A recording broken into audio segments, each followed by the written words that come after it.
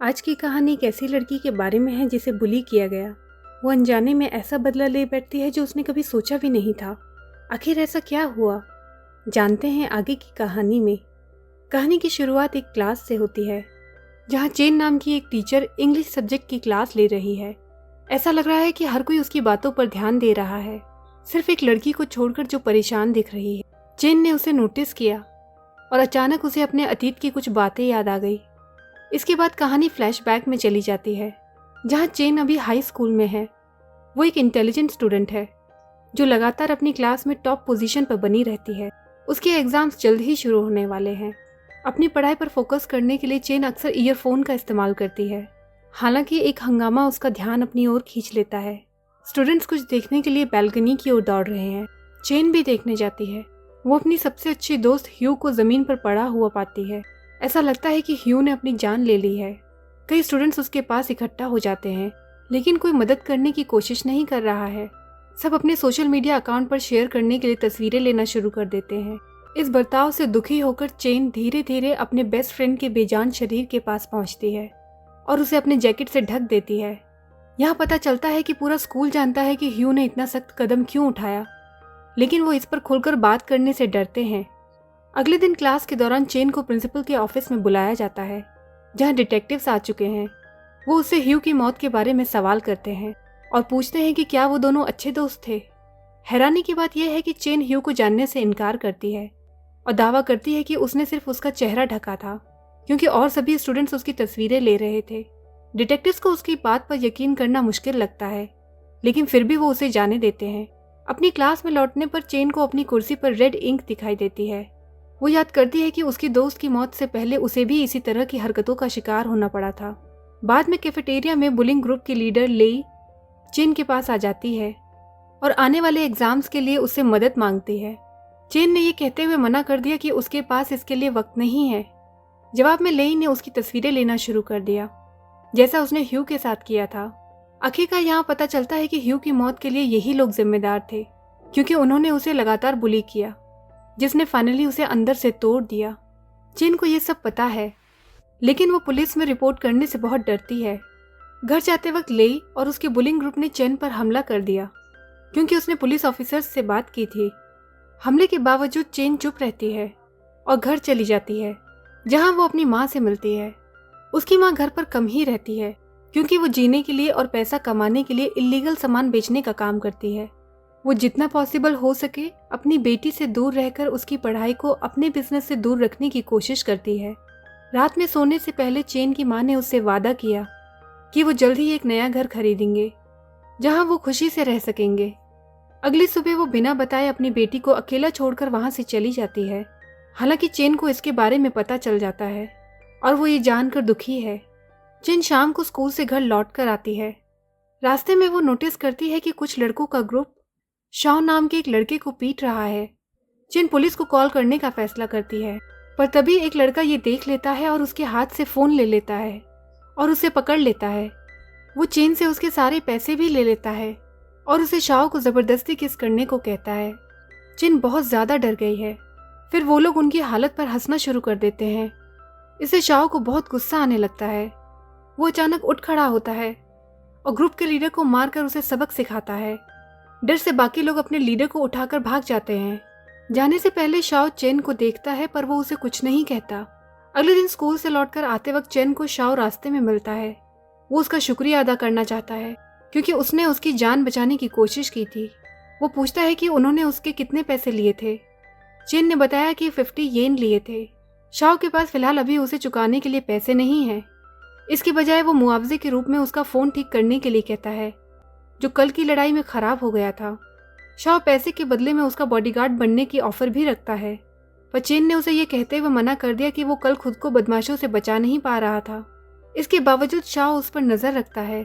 वो जहां भी जाती है वो उसका पीछा करता है। घर के बाहर चेन ने कई पोस्टर्स देखे जिसमें उसकी माँ पर वक्त पर कर्ज ना चुकाने का इल्जाम लगाया गया है। गुस्से में वो अपने घर के अंदर जाने से पहले सारे पोस्टर्स को फाड़ देती है।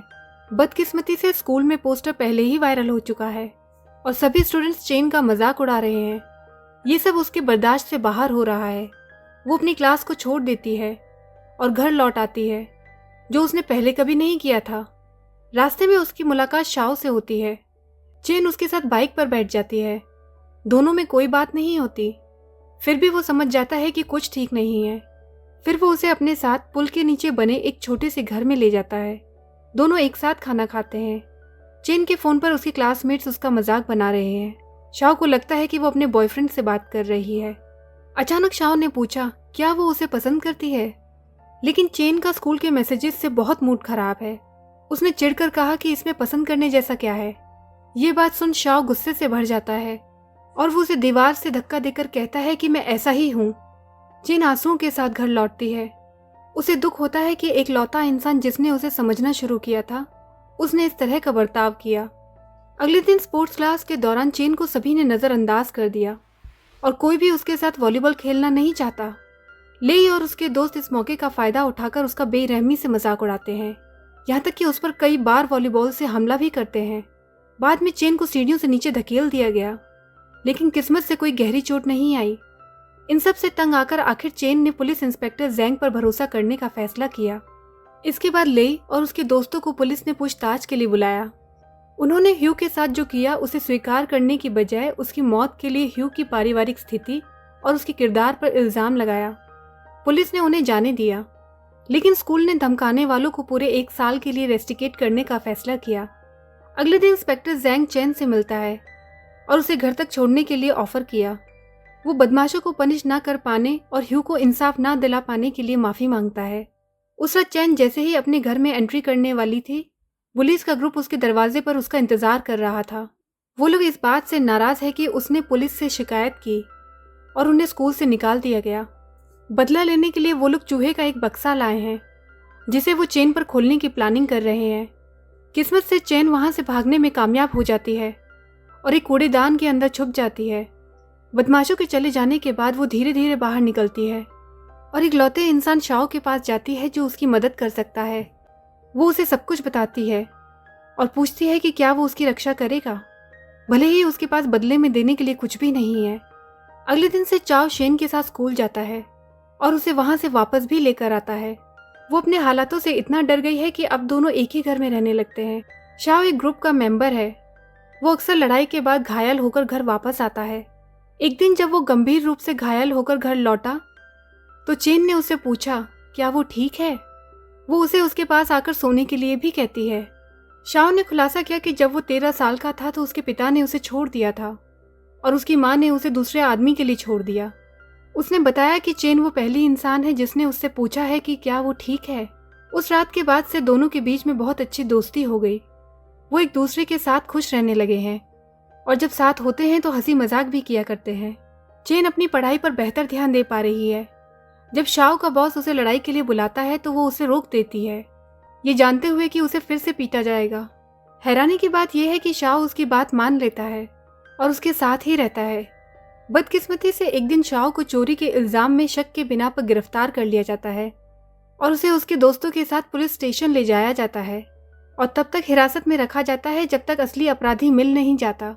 इस बीच चेन स्कूल से लौटने वाली होती है, इसलिए वो शाओ को घर ले जाने के लिए बुलाती है। जब वो फोन नहीं उठाता तो वो ना चाहते हुए भी घर चलने का फैसला करती है।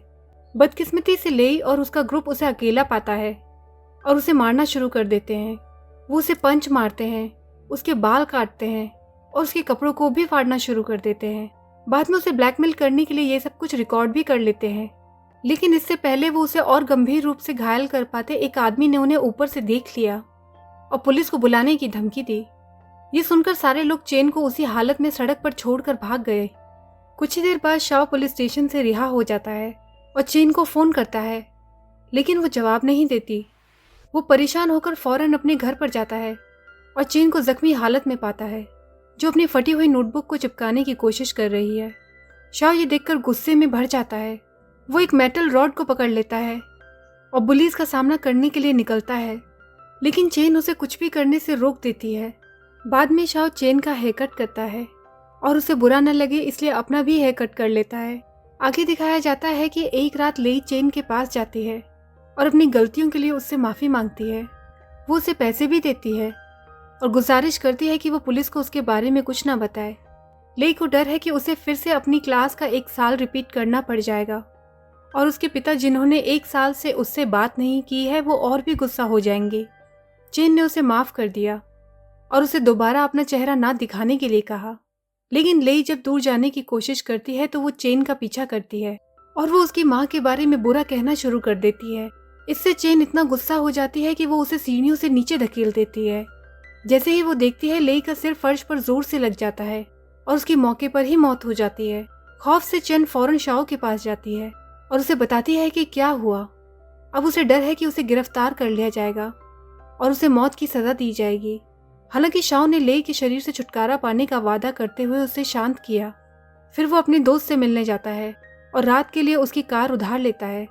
इसके बाद शाओ लेई की बॉडी को एक खाली इलाके में लेकर जाता है और उसे किसी भी सबूत के साथ दफना देता है और कोई सबूत नहीं छोड़ता जिससे पुलिस उन तक आ सके। दूसरी ओर चेन इन सब से बहुत परेशान रहती है, इसलिए वो ध्यान को भटकाने के लिए फाइनल एग्जाम्स पर फोकस करती है। एग्जाम के दिन भारी बारिश के कारण जगह जगह ट्रैफिक हो जाता है। सभी स्टूडेंट्स को वक्त पर स्कूल पहुंचने के लिए जल्दी निकलने के लिए कहा जाता है। हाईवे के सबसे बड़े हिस्से पर लैंडस्लाइड भी हो जाता है। लैंडस्लाइड को साफ करते समय एक ड्राइवर को लेई की डेड बॉडी मिल जाती है। आगे की जांच पुलिस को उस कार तक ले जाती है जिसका इस्तेमाल शाओ ने उस रात किया था। वो कार मालिक का पता लगाते हैं और आखिरकार शाओ के बारे में जानकारी मिलती है। लेई के दोस्तों को पूछताछ के लिए पुलिस स्टेशन ले जाते हैं और वो सीधे लेई की मौत के लिए चेन को जिम्मेदार ठहराते हैं। इस बीच चेन को लेई की रिकॉर्ड की गई एक वीडियो मिलती है जिसमें चेन को बुली किया जा रहा है। पुलिस को चेन पर शक होने लगा है, इसलिए चेन को पुलिस में ले जाया गया और पूछा गया कि जिस दिन लेई की मृत्यु हुई उस दिन वो कहाँ थे। चेन ने जवाब दिया कि वो अपने फाइनल एग्जाम्स की तैयारी में बिजी थी। जब उससे पूछा गया कि उसने बुली होने के बारे में पुलिस ऑफिसर्स को क्यों नहीं बताया, तो उसने जवाब दिया कि वो बस इस जगह से बाहर निकलना चाहती थी और बाहर जाकर बीजिंग में पढ़ाई करना चाहती थी। 1 घंटे से ज्यादा वक्त तक उससे पूछताछ की गई और इसके बाद पुलिस उससे वापस उसके घर ले गई, लेकिन उस पर कड़ी नजर रखने का फैसला किया। आगे दिखाया जाता है कि जब एक दिन चेन घर लौट रही थी तो शाओ अचानक उसके पास आया और उसे एक खाली बिल्डिंग के बेसमेंट में ले गया। उसने सभी पुलिस ऑफिसर्स को बाहर छोड़कर दरवाजा बंद कर दिया। शाओ चाहता है कि चेन उस पर हमला करने का आरोप लगाए ताकि पुलिस मान ले कि उसने लेई के साथ भी ऐसा किया है। इस तरह वो चेन को आज़ाद कर देंगे और इस तरह से उसे लेई की मौत के लिए जिम्मेदार नहीं ठहराया जाएगा। जैसा कि उम्मीद थी चेन ने मना कर दिया, लेकिन यहाँ शाओ ने उसे समझाया कि वो नाबालिग है और उसे बहुत सख्त सज़ा नहीं मिलेगी, तो चेन उसकी बात पर सहमत हो गई। थोड़ी देर बाद जब आखिरकार पुलिस पहुंचती है तो वो ऐसे बर्ताव करता है कि जैसे वो उसके साथ मारपीट कर रहा हो और फिर पुलिस उसे गिरफ्तार कर लेती है। आगे दिखाया जाता है कि ऑफिसर जैंग कई सीसीटीवी फुटेज को देखता है और उसे पता चलता है कि शाओ लंबे समय से चेन का पीछा कर रहा था। ये पूछने पर कि उसने ऐसा क्यों किया तो शाओ ने जवाब दिया कि वो सिर्फ उसका पीछा कर रहा था। चेन को भी पूछताछ के लिए लाया गया और लेई की मौत के बारे में पूछा गया। वो अपनी किसी भी तरह से इन्वॉल्वमेंट से इनकार करती है और ऐसा दिखावा करती है जैसे वो शाओ को जानती ही नहीं है। शाओ भी ऐसा ही बर्ताव करता है, मानो वो चेन को जानता ही ना हो। वो सिर्फ इसलिए उसका पीछा कर रहा था क्योंकि वो उसे खूबसूरत लगती थी। सभी बयान लेने के बाद चेन को सबूतों की कमी के कारण रिहा कर दिया गया। वहीं शाओ को जेल की कैद में बंद कर दिया गया। कई दिन बीत गए। अब चेन अपनी माँ के साथ रहने लगी है। वो अपनी पढ़ाई पर फोकस करने की कोशिश करती है, लेकिन ऐसा कर नहीं पाती क्योंकि उसका दिमाग शाओ के साथ बिताई गई यादों से भरा हुआ है। वो उसे बहुत याद करती है और अक्सर उदास होकर रो पड़ती है। सिर्फ एक अच्छी बात यह है कि उसे एग्जाम्स में अच्छे मार्क्स मिले हैं, जिससे उसकी माँ को उस पर फक्र होता है। एक शाम ऑफिसर जैंग उससे मिलने आता है और उसे क्लास में टॉप करने पर मुबारकबाद देता है। हालांकि यहाँ उसने ये भी खुलासा किया कि शाओ को उसके पिछले अपराधों की गंभीरता के कारण मौत की सजा दी गई है। हैरान होकर चेन रोने लगती है और कहती है कि ये कैसे हो सकता है क्योंकि शाओ नाबालिग है। लेकिन ऑफिसर जैंग ने उसे कहा कि ये झूठ है, शाओ असल में 23 साल का है।